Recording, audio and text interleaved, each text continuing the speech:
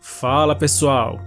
As explosões das bombas nucleares batizadas de Little Boy e Fat Man sobre as cidades japonesas de Hiroshima e Nagasaki em agosto de 1945 marcou o fim da Segunda Guerra Mundial e o início de um novo período. A humanidade acabava de ser apresentado a uma arma de poder inimaginável. Arma essa que as nações mais influentes do planeta precisavam ter sob controle próprio. Era iniciado ali uma corrida armamentista entre Estados Unidos e a antiga União Soviética, e fruto de toda essa tensão, foi detonada como teste e exibição de poder a mais poderosa bomba nuclear de todos os tempos. Há poucos dias atrás, a Rússia liberou imagens inéditas desse evento, e hoje nós vamos conhecer aqui um pouco mais sobre essa gigantesca e monstruosa explosão. Antes de começar, não esquece do teu like aí embaixo no vídeo para ajudar o canal e também de se inscrever, beleza? Ao fim da Segunda Guerra Mundial, o mundo não alcançou a tão desejada paz, muito pelo contrário. O planeta nunca esteve tão perto de ser totalmente aniquilado quanto no período da Guerra Fria.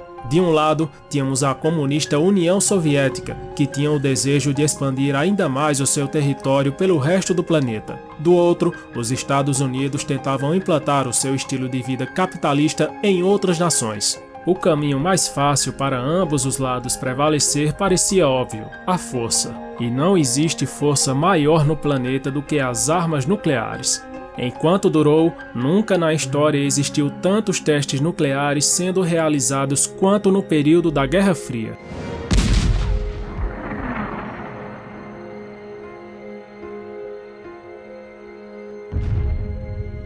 Dezenas deles eram feitos todos os anos por ambos os lados, com bombas cada vez mais avançadas, maiores e mais poderosas. Em meio a toda essa corrida armamentista, foi desenvolvida a chamada bomba termonuclear. As bombas atômicas que destruíram as cidades de Hiroshima e Nagasaki funcionavam por meio da fissão nuclear. Basicamente, quando um nêutron colide com um átomo de urânio, ele se divide em dois elementos mais leves, o bário e o criptônio, e junto também é liberado 3 outros nêutrons, que se chocam em outros e outros átomos de urânio, gerando assim uma reação em cadeia que libera muita energia.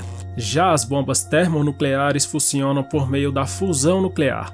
Ao contrário da fissão, a fusão nuclear é a união de átomos menores formando um átomo maior, sendo liberada nesse processo uma quantidade gigantesca de energia. Se você já viu o nosso vídeo sobre fusão nuclear, você sabe que para essa reação acontecer aqui na Terra, é preciso uma quantidade muito grande de temperatura. Por conta disso, o estágio inicial de uma bomba termonuclear é justamente uma detonação por meio de fissão, gerando assim as condições necessárias para que a fusão nuclear aconteça.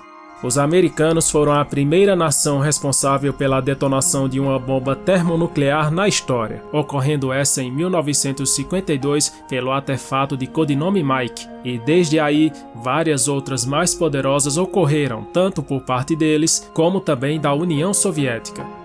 Com a escalada de tensão entre as duas potências alcançando níveis cada vez maiores, os soviéticos planejam então a construção de algo de poder nunca antes visto, uma bomba termonuclear com a potência de 100 megatons. Porém, a quantidade de radiação liberada por uma explosão desse tamanho era algo que até a União Soviética temia, e as filmagens de boa parte da detonação iriam se perder, já que os pilotos que iriam transportar a bomba até o local da detonação não teriam tempo suficiente para escapar do raio da explosão. Para a sorte de todo o planeta e também dos pilotos, o artefato teve sua potência reduzida pela metade. Para se ter uma noção, isso ainda equivale a 10 vezes a potência de todas as explosões ocorridas durante a Segunda Guerra Mundial, e cerca de 1.500 vezes mais poderosa do que as bombas atômicas lançadas no Japão juntas.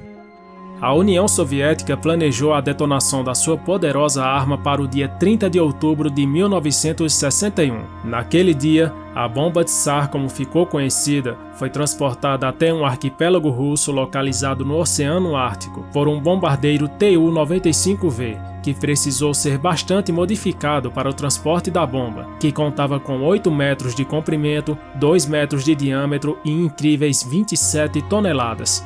Chegando no local, a bomba foi arremessada a 10.500 metros de altura, junto com um paraquedas que pesava 800 quilos, o que dava ao avião uma vantagem de se distanciar a 45 quilômetros do ponto zero da detonação. Algum tempo depois, quando atingiu 4.000 metros de altura, por volta das 11 horas e 32 minutos, a bomba Tsar foi finalmente detonada.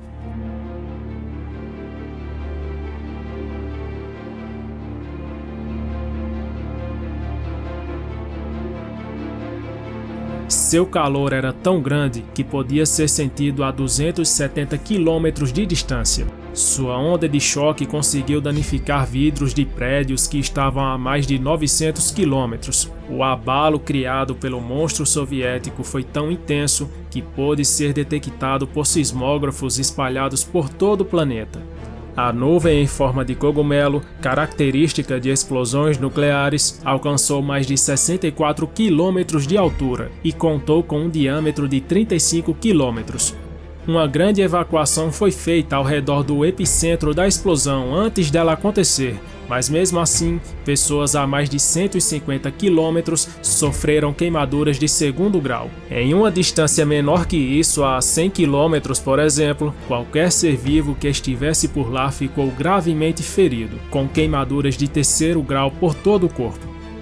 A bomba Tsar foi a mais poderosa detonação já realizada pelo homem até hoje. Ela foi a clara demonstração dos horrores que as armas nucleares significavam para toda a humanidade. E em 1963, 2 anos após ela ser detonada, foi assinado pelos Estados Unidos, União Soviética e vários outros países um tratado de proibição parcial de testes nucleares. E mesmo a Guerra Fria encontrando seu fim apenas muitos anos depois, o tratado serviu naquele momento para diminuir o ritmo de produção descontrolado de armas nucleares cada vez maiores e mais poderosas. E esse foi o vídeo de hoje, pessoal. Se você assistiu até aqui, deixa aí o seu like no vídeo, se inscreve no canal e não esquece também de ativar o sininho de notificações, beleza? Até mais!